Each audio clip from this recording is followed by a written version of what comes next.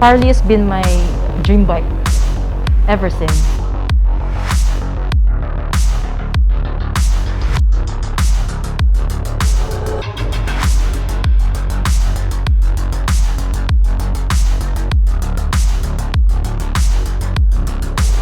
Hello everybody, good afternoon. My name is Luigi Lardizabal from Harley-Davidson of Manila. Here at EDSA, once again, we're very excited to launch another new model from the longest saga of our Sportster family, the all-new Nightster 975. We gladly invite you to come and visit us, either here at EDSA Greenhills or at the Fort BGC, and come see our latest instrument of expression, the all-new 2022 Nightster 975.